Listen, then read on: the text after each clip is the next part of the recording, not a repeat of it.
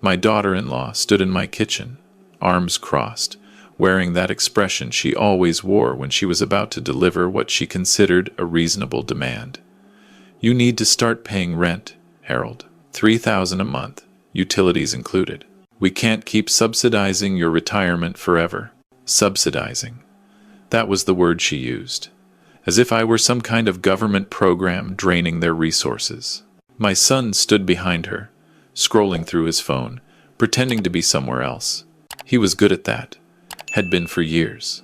I looked around the kitchen, the one in the house I'd signed over to them 18 months ago when my son said they were struggling with the mortgage, the house where my wife Margaret and I had raised our children, where I'd installed these same cabinets with my own hands back in 1992, where Margaret had taught our daughter Lisa to bake butter tarts every Christmas until the accident took her from us. I smiled. Not a big smile, just a small one. The kind that comes when you finally understand something clearly. "How much did you say?" I asked. $3,000. Stephanie's eyes narrowed, suspicious of my calm. "That's actually below market rate for this neighborhood. You're getting a deal." "That does seem reasonable," I said quietly. "When would you need me to start?" My son finally looked up from his phone. "Wait, you're agreeing?" "Your wife makes a fair point," I said. "I've been here almost 2 years now. It's only right I contribute." Stephanie smiled, victorious. "Good. First payment is due on the 1st. And Harold, we're converting the basement into a home theater. If you have anything down there, you should move it out by the weekend." The basement, where I'd built a wooden rocking horse for Lisa when she was 3. Where Margaret and I had spent countless Saturday mornings refinishing antique furniture we'd found at estate sales. Where her sewing machine still sat in the corner, untouched since the cancer took her. "I'll take care of it," I said. That evening, I made a single phone call. "Mr. Mitchell." The voice on the other end was warm, familiar. "It's been too long, sir." "Hello, Douglas. I hope I'm not disturbing you." "Never. What can I do for you?" "The apartment at the lake house. Is it still available?" There was a pause. "The carriage house suite? Of course. We've kept it ready, just as you asked." "But, sir, are you certain?" "Plans change," I said. "I'll need it by the weekend. Can you send someone with the truck?" "Consider it done." Should I call Gerald as well? Gerald Henderson had been my operations manager for 30 years before I promoted him to CEO. He still called me once a month, though I'd asked him to stop. "No," I said. "This is personal, just between us for now." "Understood, sir. I'll have Marcus pick you up Saturday morning. 8 o'clock? That would be fine." I hung up and sat in the darkness of my room, listening to my son and daughter-in-law laughing at something on television downstairs. They had no idea. And perhaps that was my fault. When I retired 5 years ago, just after Margaret's diagnosis, I'd wanted to step away from everything. The business I'd built from nothing, the properties, the investments, all of it had meant something when I was building it with her. Without her, it just felt like noise. My son had never shown interest in Mitchell Freight Lines. He'd gone to Queens for business, then moved to Toronto to work in finance. He'd met Stephanie there, a marketing executive with expensive taste and bigger ambitions. When Margaret got sick, they'd visited twice, once at the beginning, once at the end.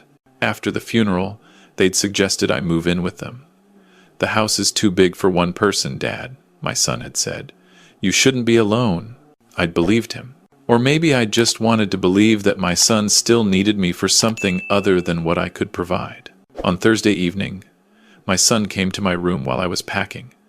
He watched me fold shirts into a suitcase, his face a mixture of confusion and something that might have been guilt.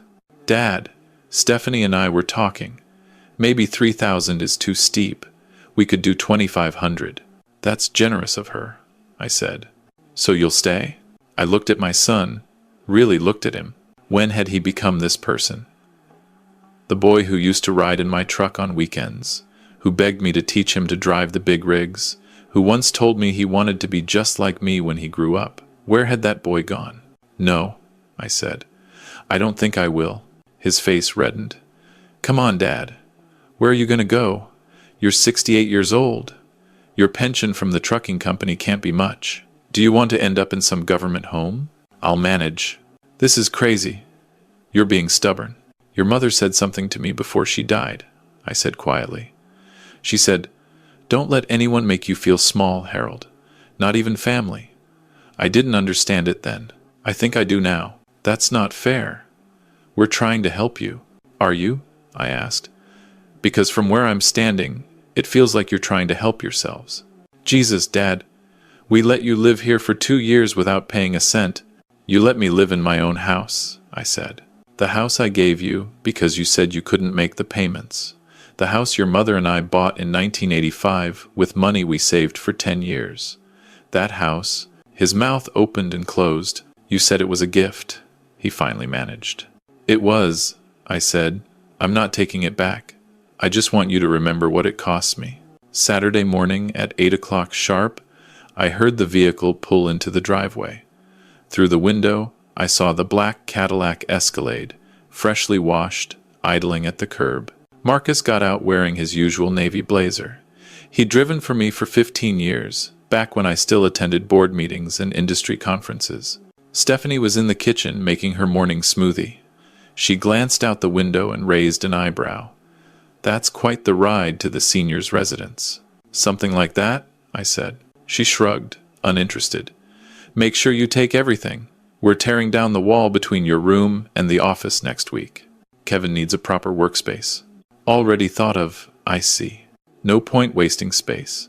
My son came downstairs in his robe, coffee in hand. Dad, you really don't have to do this. We can figure something out. It's already figured out, I said. Marcus came to the door. When Stephanie opened it, she looked him up and down with that calculating expression she wore when determining someone's net worth. Good morning, he said. I'm here for Mr. Mitchell. He's ready, Stephanie said, already turning back to her smoothie. Kevin, remember we have brunch with the Hendersons at 11. Marcus took my suitcase and the 3 boxes I'd packed.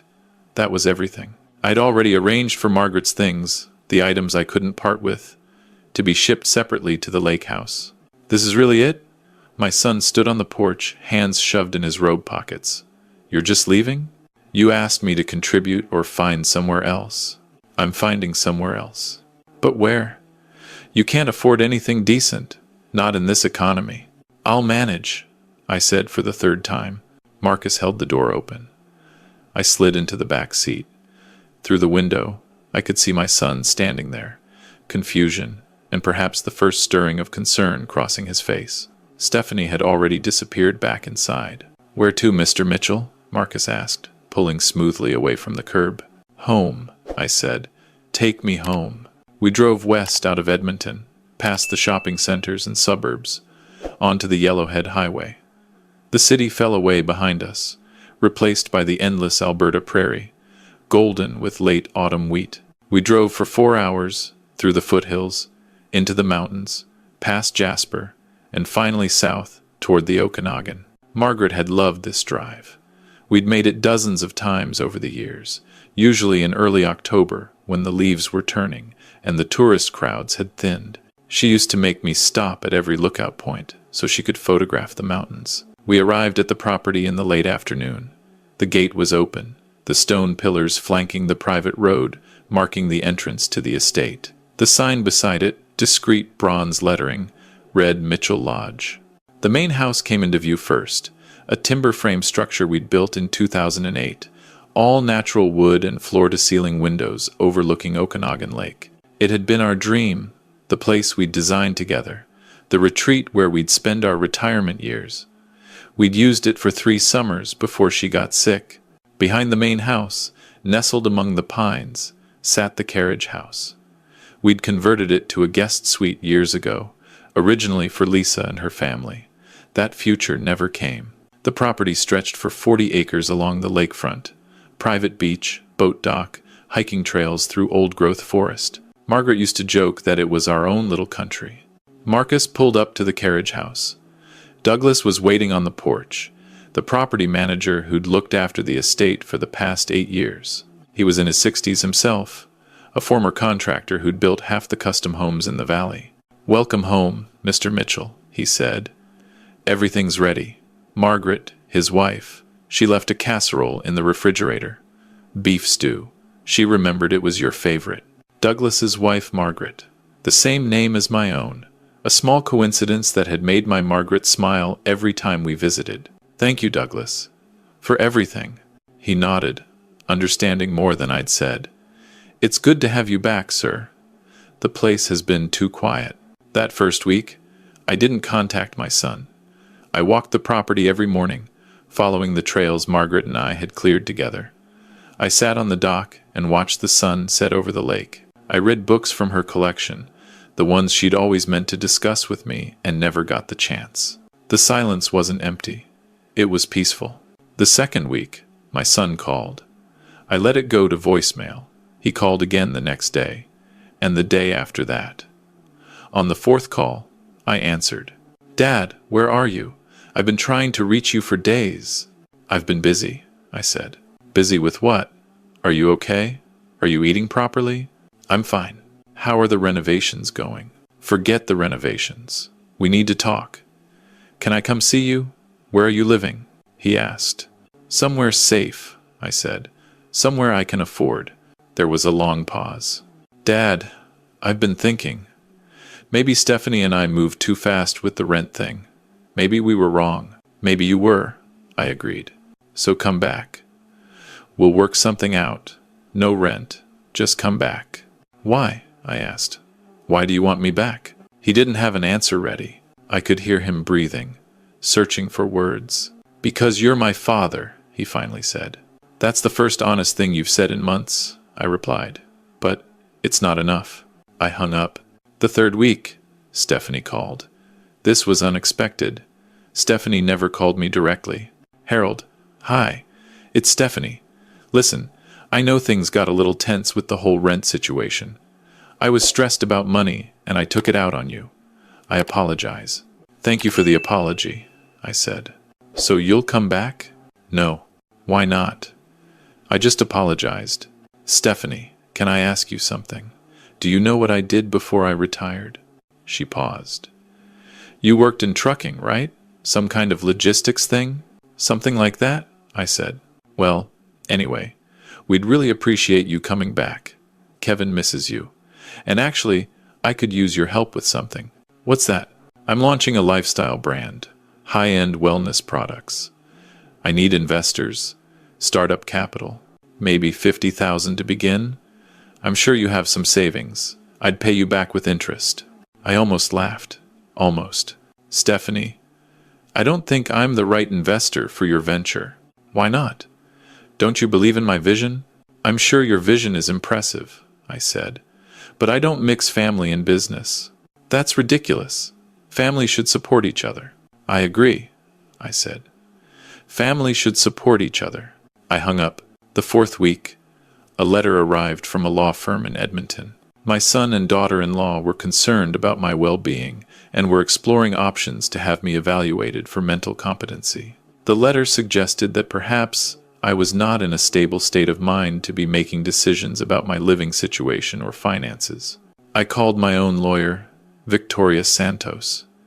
She'd handled my affairs for 25 years, from the early days of building Mitchell Freight Lines through the corporate restructuring and my partial exit. They're fishing, Victoria said. They can't force a competency evaluation without cause. Have you done anything that would suggest diminished capacity? I moved out of my son's house and declined to invest in my daughter-in-law's business, I said. That sounds perfectly rational to me, Victoria said. Want me to respond? Not yet. Let's give them a bit more rope. The fifth week, my son showed up at the estate. I was in the main house, reviewing quarterly reports that Gerald had sent despite my instructions, when I saw the familiar BMW pull through the gate. He must have gotten the address from my bank statements, or old mail. I watched him park, get out, and stand, staring at the main house, with his mouth open.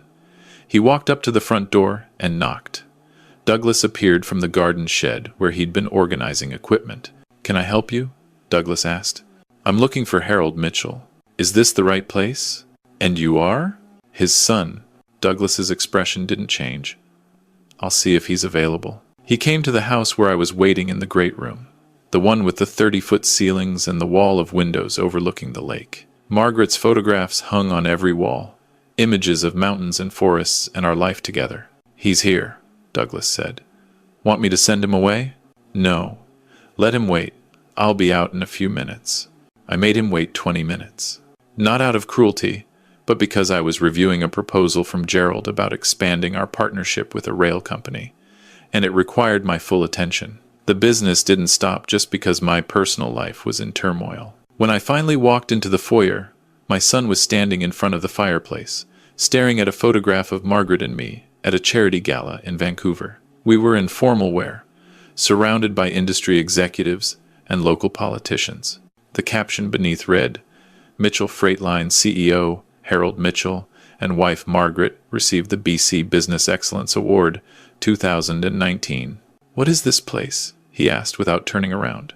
"This is Mitchell Lodge. My property. Your mother's and mine." "Your property?" His voice was strangled. "You own this?" "I do." He turned slowly, taking in the room. The custom furniture, the original art on the walls, the view of the lake stretching toward the distant mountains. "How much is this worth? Does it matter?" "Dad," he ran his hand through his hair, "you let me think you were broke. You let me and Stephanie treat you like a charity case." "You treated me that way on your own," I said. "I never asked for charity." "But you could have told us." "Why? So you'd treat me better. So you'd respect me because of what I own instead of who I am." He didn't have an answer for that. "Your mother and I built a business together," I said. "We started Mitchell Freight Lines with one used truck and a second mortgage on a house we could barely afford. We worked 18-hour days. We slept in the cab when we had to. We grew it from nothing into one of the largest private freight companies in Western Canada. I didn't know. You never asked. When I retired, when I moved in with you, you assumed I was just some old truck driver living on a pension. You made assumptions, and I let you. Because I wanted to see who you really were when you thought I had nothing to offer." "That's not fair," he said. "Isn't it? Let me ask you something. When was the last time you called me just to talk? Not to ask for something, not because Stephanie wanted you to, but just to see how I was doing?" He opened his mouth, closed it. "When was the last time you asked me about your mother? About what I miss about her? About how I'm handling being alone?" His eyes were getting red. "When was the last time you asked me about Lisa? About your sister? About the daughter I lost? And the grief that never goes away?" "Dad," his voice cracked. "I gave you the house," I said. "Do you know why? Not because you needed it. You and Stephanie make good money. Your debts were from poor choices, not bad luck. I gave it to you because it was the last thing your mother and I shared together. I couldn't bear being there without her. I thought maybe you'd appreciate it, make new memories there. Instead, you turned around and charged me rent to live in my own gift to you. I didn't know it was your house, originally. Stephanie said her parents helped with our down payment." "Her parents didn't contribute anything," I said. "I paid off your mortgage completely. The money came from Mitchell Holdings. Check your closing documents. The payment came from me." He sat down heavily on the leather sofa. "I don't understand," he said. "Why didn't you just tell us?" "Because I was lonely and grieving," I said. "Because I thought if I spent time with you, we might reconnect. I thought maybe you'd want to know me as a person, not just as a resource. I was wrong. I do want to know you. I'm here now. You're here because you saw this house. You're here because you realized I have money. Where were you when you thought I had nothing?" He couldn't look at me. "I love you," I said. "I always will. You're my son. But I don't like who you've become. And I won't pretend anymore that it's okay." Through the window, I could see Douglas pruning the rose bushes Margaret had planted along the walkway. The lake glittered in the afternoon sun. Somewhere in the distance, a loon called. "What do you want from me?" my son asked. "I want you to go home," I said. "I want you to think about the kind of man you want to be. I want you to decide if you're satisfied with the person you see in the mirror. And then, if you still want a relationship with me, we can talk. But it will be on equal terms. I'm not your ATM. I'm not your burden. I'm your father." "I'm sorry," he said. He was crying now, really crying, like he hadn't since Lisa's funeral. "I know you are," I said. "But sorry is just words. I need to see change." He left. I watched his BMW wind down the private road and disappear through the gate. Douglas came in a few minutes later, handed me a glass of scotch, the good stuff from the cabinet. That looked difficult, he said. It was. Will he come back? I don't know. Maybe. Maybe not. What will you do if he doesn't? I sipped the scotch. Margaret had bought this bottle for my 60th birthday. We'd only opened it once, to celebrate our last anniversary together. I'll keep living, I said. I'll keep being me. That's all any of us can do. 2 months passed. Winter settled over the Okanagan, though lighter than the Alberta winters I'd known all my life. The lake rarely froze completely, and the mountains wore a dusting of snow like powdered sugar on a cake. Margaret would have photographed it endlessly. I stayed busy. Gerald sent monthly reports despite my instructions, and I found myself reading them, offering suggestions, gradually re-engaging with the business I'd walked away from. I hired a local woman named Patricia to help with the house, someone who reminded me of Margaret in her quiet efficiency and dry humor. My son didn't call. Stephanie called once to ask if I'd reconsidered investing in her business. I declined. She hung up without saying goodbye. In January, I attended an industry dinner in Vancouver. Mitchell Freight Lines was receiving an award for innovation in green logistics, an initiative Gerald had championed, but that I'd funded personally. The local business magazine ran a profile about me, the self-made trucking magnate who'd built an empire from a single used freightliner. The morning after the article published, my son showed up at the lodge again. No call ahead. Just appeared at the carriage house door where I now lived, the main house feeling too large for one person. He looked different, thinner, tired. His eyes had a haunted quality I hadn't seen since the weeks after Lisa died. "Can I come in?" he asked. I stepped aside. He looked around the carriage house, taking in the modest space, Margaret's photos on the walls, my books, the view of the lake through the windows. "Nice place," he said. "It suits me. Dad, I've been doing a lot of thinking about what you said, about the kind of man I am."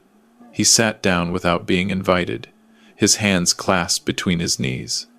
"And I don't like what I found." He took a breath. "Stephanie and I are getting divorced. I moved out 3 weeks ago." "I'm sorry to hear that." "Are you? You never liked her." "I never said that." "You didn't have to." He looked at his hands. "It wasn't a marriage. It was a transaction. She wanted status and security. I wanted someone to make decisions so I didn't have to.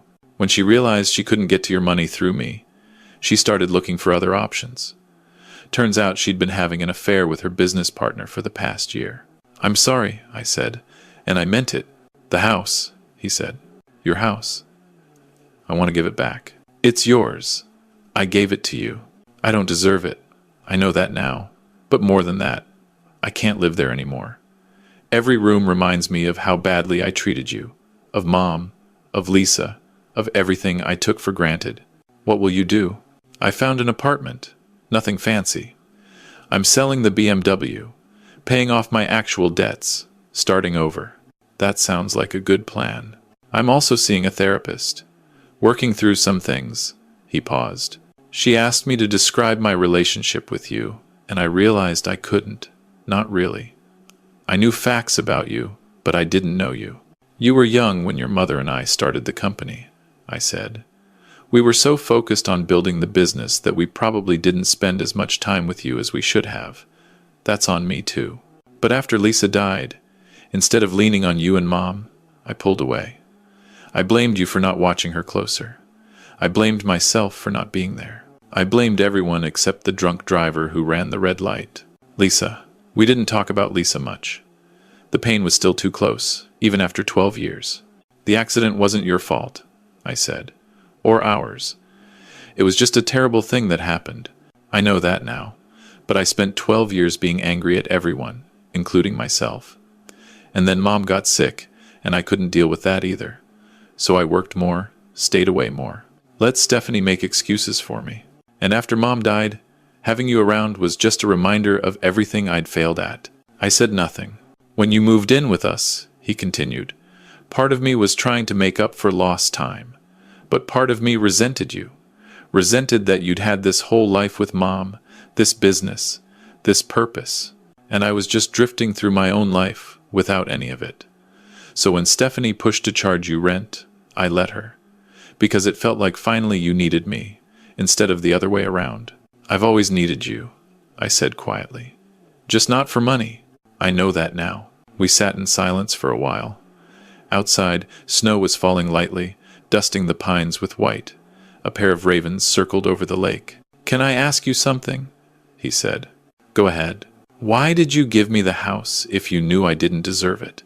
Because I hoped that having something from your mother and me, something real and substantial, might make you think about what really matters.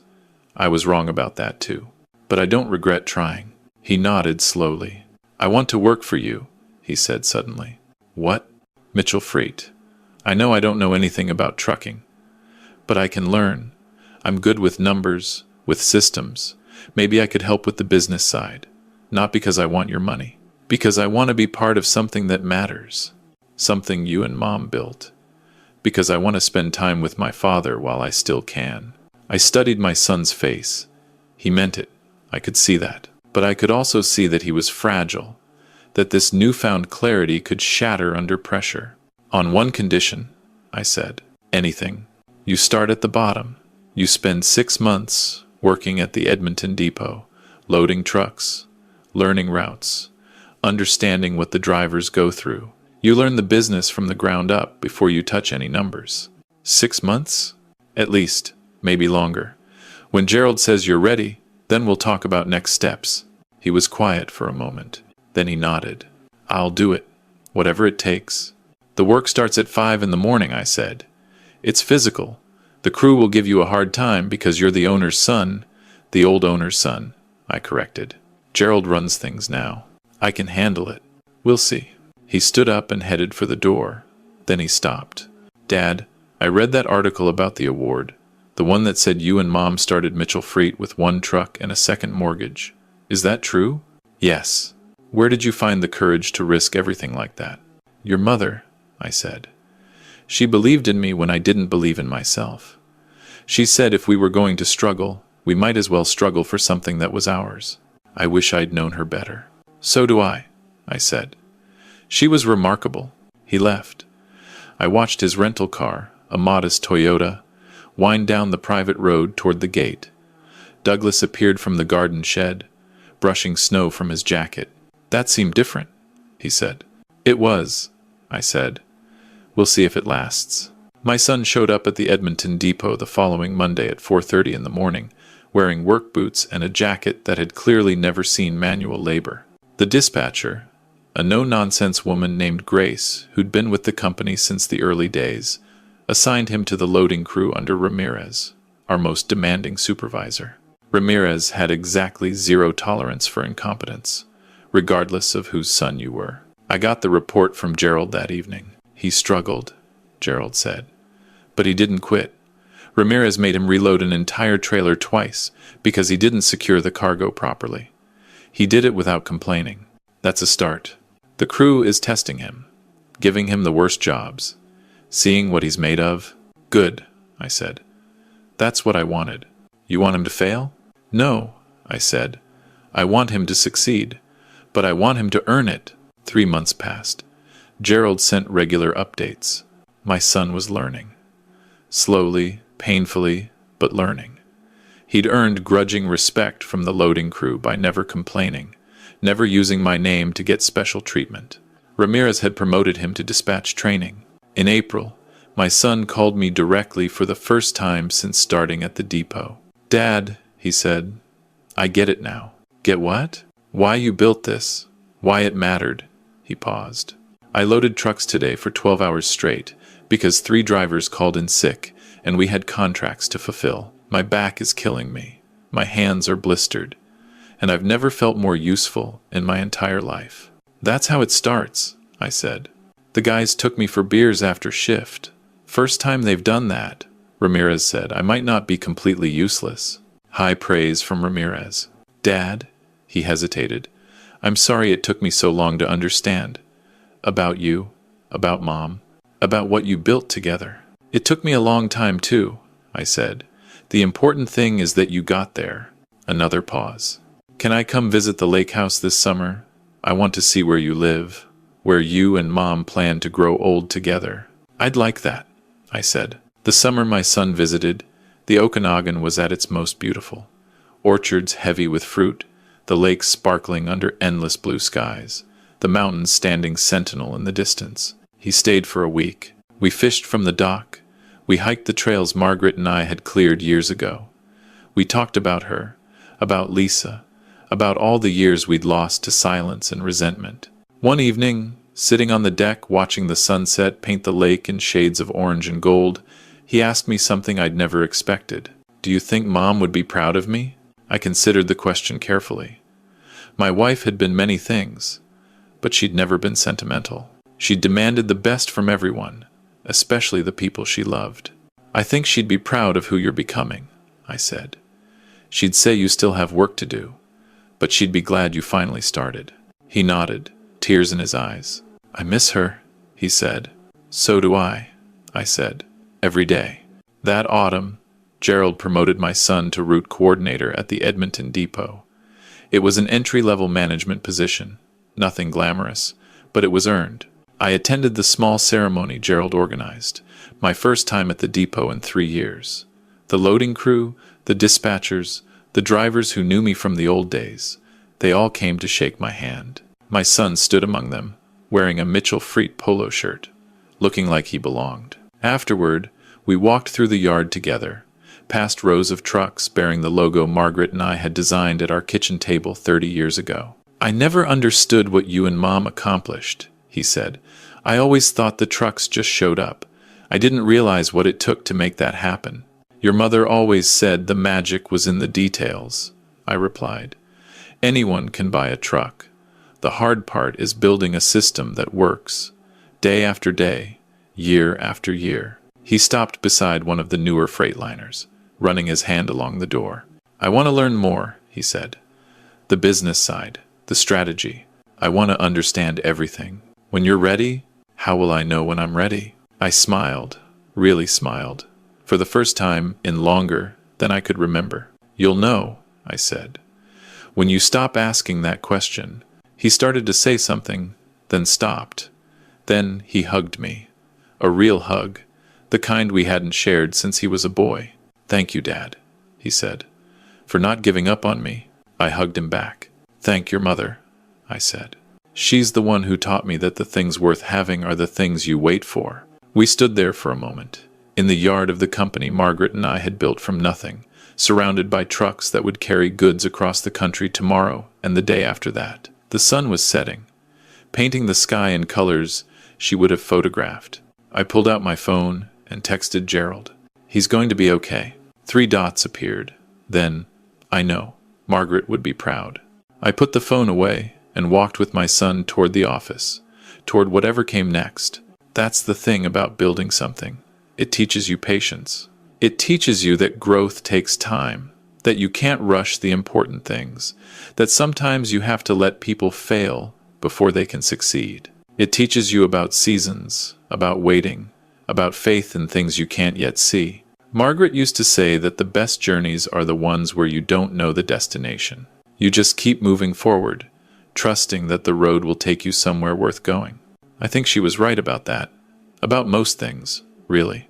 She usually was.